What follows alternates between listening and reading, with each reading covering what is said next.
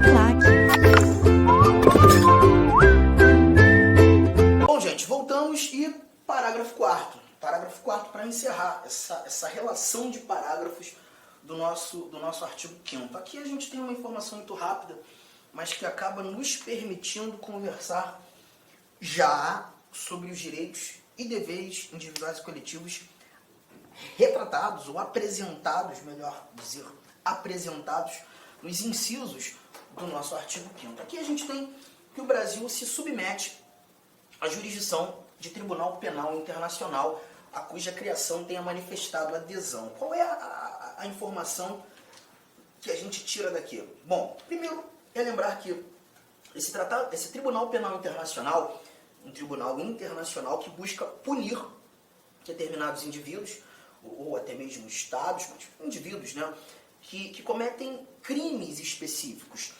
O Estatuto de Roma não é necessário examiná-lo, estudá-lo, pelo menos aqui no âmbito do direito constitucional, mas eu só cito, é justamente a regulamentação, as regras de processo e julgamento desse Tribunal Penal Internacional. Esse Tribunal Penal Internacional, ele também é conhecido, né, de maneira informal, e isso você escuta na televisão, como Tribunal de Haia, ou Tribunal Internacional dos Direitos Humanos. E ele busca julgar indivíduos que cometam crimes de guerra, crimes de genocídio, crimes contra a humanidade. Então é um tribunal organizado, né, ou sustentado, desenhado, delineado pela Organização das Nações Unidas. E a proposta é justamente essa, punir indivíduos que cometam tais crimes. Esse parágrafo 4º, ele não existia na redação original da Constituição de 88. Ele surge aqui por meio de emenda constitucional. A mesma emenda constitucional 45 de 2004 que fez nascer esse parágrafo 3º que nós conversamos agora há pouco, né?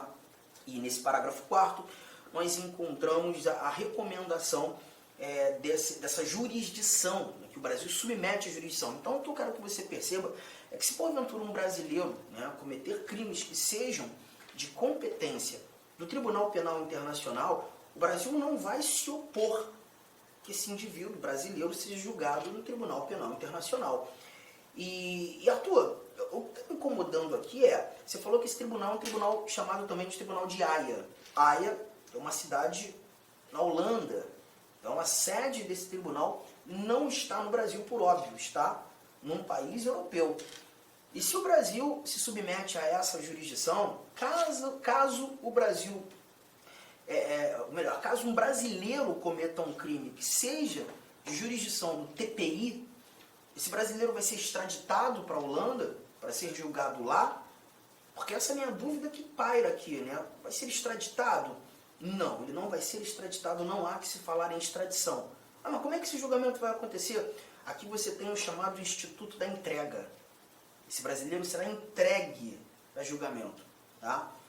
Arthur, não estou entendendo, não sei o que é extradição, não sei o que é entrega, você está me deixando meio confuso. Então vamos falar de extradição nesse momento. Volta aí, pega a sua Constituição, pega aí os seus slides e nós chegaremos a esse nosso inciso 51.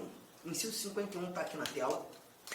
A gente vai conversar sobre extradição, tá? Primeira coisa, quando a gente fala de extradição, a gente está falando de uma comunicação que será alinhavada entre dois estados soberanos e a pretensão dessa comunicação é justamente decidir pelo destino de um determinado indivíduo, pretenso autor de um crime ou um indivíduo já julgado, condenado, né? E aí os países eles articulam essa comunicação no intuito de saber qual deles irá julgar esse indivíduo ou fará com que aquela pena seja cumprida.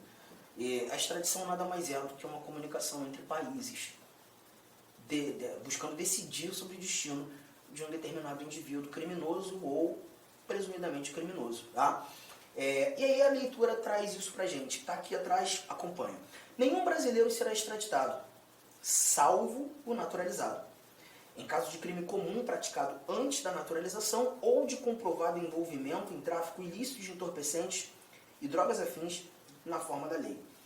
Essa extradição que a gente está tirando aqui, do inciso 51, é a extradição que nós chamamos de extradição passiva. Nesse momento, o Brasil não está fazendo pedido de extradição. O Brasil não está buscando trazer um indivíduo para cá. Na realidade, o Brasil está recebendo um pedido. Chegamos à conclusão, então, que esse indivíduo está no Brasil. E é um outro país que pede para que ele seja julgado lá ou cumpra a pena lá. O Brasil recebe o pedido de um outro país e agora vai ter que decidir se extradita ou não extradita. Essa é a figura da extradição passiva. Temos a extradição ativa? Sim, nós temos a extradição ativa. A extradição ativa é o Brasil fazendo pedido, né? A gente já viu aí alguns cenários há um tempo atrás, você acompanhou na mídia, 2 brasileiros natos, inclusive, que foram pegos na Indonésia, né? Justamente por conta do tráfico ilícito de entorpecentes. Os nomes, Marco Archer e Rodrigo Goulart. Os 2 foram executados. Na Indonésia, o tráfico ilícito de entorpecentes enseja a pena de morte. E como foram presos lá, né, encararam o corredor da morte. O Brasil se preocupou com os seus nacionais, o Brasil se preocupou com os seus brasileiros e pediu pela extradição. A Indonésia negou. Negou, julgou, condenou e executou. Os 2 foram executados, a pena lá, inclusive, ela é executada por fuzilamento, né? Os 2 foram fuzilados. Mas o Brasil fez o pedido de extradição. Nesse conjunto de informações, o Brasil praticou a tal da extradição ativa, pediu pela extradição. Só que essa extradição ativa ela não é citada aqui no nosso texto constitucional. O texto constitucional ele separou apenas informações sobre a extradição passiva. E é essa que nós iremos colocar aqui no caderno. Preste bastante atenção. Nenhum brasileiro será extraditado, salvo o naturalizado. Nenhum brasileiro será extraditado, salvo o naturalizado. Qual é a primeira conclusão que a gente tira daqui? Artigo 5º, inciso 51. Extradição passiva de brasileiros. Se nenhum brasileiro será extraditado, salvo naturalizado, a primeira conclusão que nós retiramos aqui é: se esse indivíduo é um brasileiro nato, está no Brasil e é um outro país que pede por sua extradição, a resposta vai ser não, a resposta vai ser nunca. Nenhum brasileiro será extraditado, se porventura nato. Tá? Então imagine, aquele determinado indivíduo foi lá para a Argentina, praticou um crime na Argentina, brasileiro nato, volta ao Brasil, estando no Brasil, a Argentina descobre quem cometeu o crime. Aquele brasileiro nato pede pela extradição. O Brasil, analisando esse pedido de extradição feito pela Argentina, evidenciando ser esse brasileiro um brasileiro nato, a resposta já está pronta. A resposta para a Argentina vai ser não. Agora, Arthur, ele pode ser condenado? Pode ser julgado? Pode, mas se porventura julgado, será julgado aqui no Brasil, pelas leis brasileiras. Juntos? Tranquilo? Só que você viu o salvo naturalizado. Então, se a brincadeira trouxer como personagem um brasileiro naturalizado, aí eu já não posso trazer novamente o nunca, mas também não vou escrever sempre. Vou ter que colocar um eventualmente. Brasileiro naturalizado pode ser extraditado, eventualmente. E essa eventualidade precisa garantir ou estar pautada nessa informação que a gente tem aqui. Ó. Nenhum brasileiro será extraditado, salvo naturalizado, em caso de crime comum praticado antes da naturalização, ou de comprovado envolvimento em tráfico ilícito de entorpecentes, drogas afins, na forma da lei. Caso de crime comum praticado antes da naturalização. Vamos lá, vamos brincar com isso aqui. Vamos imaginar que você seja um argentino, tá? Ainda na Argentina você pratica um crime. Vou trazer aqui um exemplo, pratica um homicídio. E aí, percebendo que o bicho começou a pegar para o teu lado, as investigações estão firmes na Argentina, você sai da Argentina e vem para o Brasil. Quando chegando no Brasil, atende os requisitos para se naturalizar, ninguém sabe que foi você que cometeu esse crime, pede pela nacionalidade brasileira, conquista a nacionalidade brasileira e se torna um brasileiro naturalizado. Após isso, a Argentina descobre quem cometeu o crime. Você. Mas perceba, você cometeu esse crime antes de se tornar um brasileiro. Então, se você praticou esse crime comum antes da naturalização, o Brasil pode te extraditar. Então eu já trago aqui a primeira recomendação. Crimes comuns praticados antes da naturalização. Só que o cuidado que você precisa ter é que o Brasil não tem a obrigação de te extraditar. O Brasil pode te extraditar. E aí o cuidado que você tem que ter com valores semânticos, tá? Porque o poder e o dever trazem semânticas totalmente diferentes. Totalmente diferentes. Lembre-se que a dignidade da pessoa humana é um fundamento da República Federativa do Brasil. E já que estamos falando de uma comunicação entre países, entre estados soberanos, quando nós estudávamos os princípios fundamentais, você viu os princípios que regem as relações internacionais. Dentre eles, precisamente o inciso 2º do artigo 4º, a prevalência dos direitos humanos. Se, aos olhos do Brasil, e quem julga o pedido de extradição é o Supremo Tribunal Federal, tá? Isso está lá no artigo 102, inciso 1º, a linha G do texto constitucional. Se aos olhos do Supremo Tribunal Federal, o órgão competente para julgar o pedido de extradição, for mais digno vê-lo sendo julgado aqui, e não lá, ainda que você tenha cometido esse crime comum antes da naturalização, o Brasil pode dizer não à Argentina. O Brasil não é obrigado a te extraditar. Pode te extraditar. Pode te extraditar. Beleza? Guardou essa informação? Só que voltando para a redação, nós temos aqui, ó, em caso de crime comum praticado antes da naturalização, ou de comprovado envolvimento em tráfico ilícito de entorpecentes, drogas afins, na forma da lei.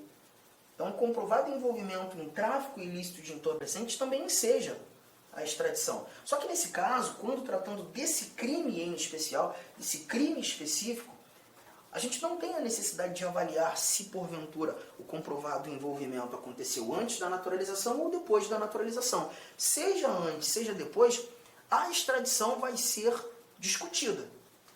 Possível a extradição. Então eu tenho que trazer mais uma seta e te lembrar que, nesse caso, quando tratando do tráfico ilícito de entorpecentes,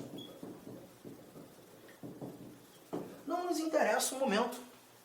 Tenha sido antes ou depois da naturalização, antes ou depois da naturalização, a extradição pode acontecer. A extradição pode acontecer.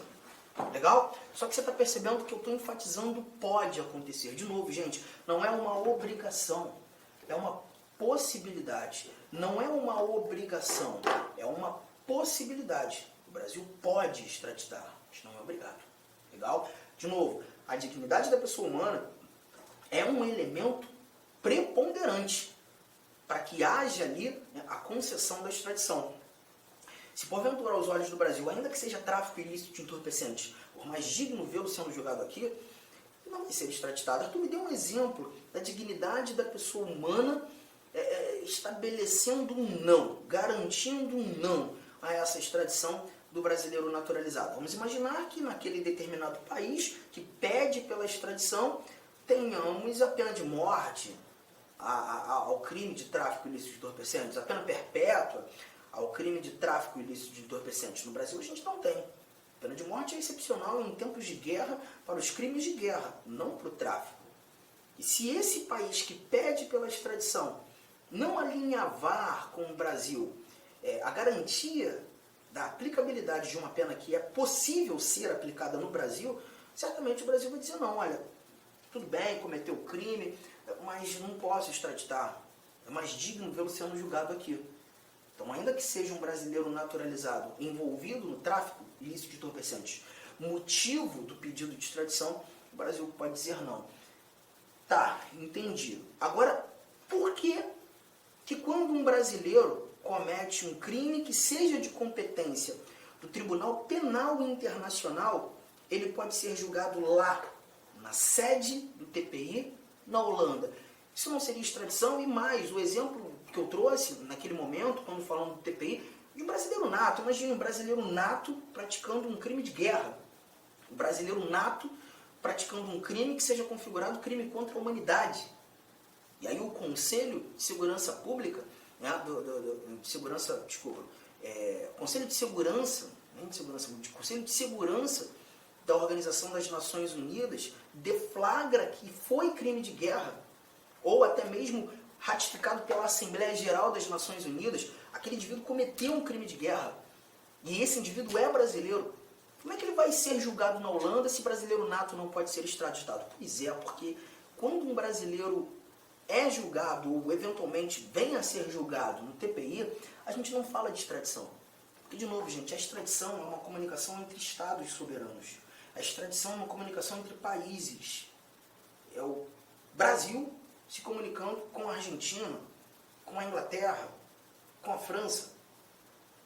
Quando a gente fala de TPI, Tribunal Penal Internacional, o Brasil não está se comunicando com a Holanda, país onde... Inicialmente eu quero pedir licença aos seus estudos, pois interrompi, mas esse vídeo é um vídeo demonstrativo do nosso curso completo, ponto a ponto, 100% focado no concurso de Astolfo Dutra do município para o cargo de para o cargo especificamente de guarda municipal. Tá certo? Cara, vem estudar com a gente. Essa aula é uma aula demonstrativa. Nós colocamos aí apenas 150 vídeos. Nós temos muito mais vídeos, eu tenho certeza, mas certeza absoluta, se você cumprir a nossa metodologia, o nosso Personal Coach, aqui na Lá Concurso você vai ter uma metodologia chamada Personal Coach. Personal significa pessoal e coach significa treinador. É o estudo em regime de metas. Isso é só aqui na Lá Concursos e eu tenho certeza que você ficará super satisfeito. E para você aí do município, promoção, investimento apenas R$ 100. R$ 100, é isso mesmo. O que você faz com R$ 100? Professor, parcela em 10 vezes sem juros ainda, esses R$ 100. Então vem estudar conosco aqui da LAC Concursos. Forte abraço, espero vocês. Tchau, tchau. Clique lá.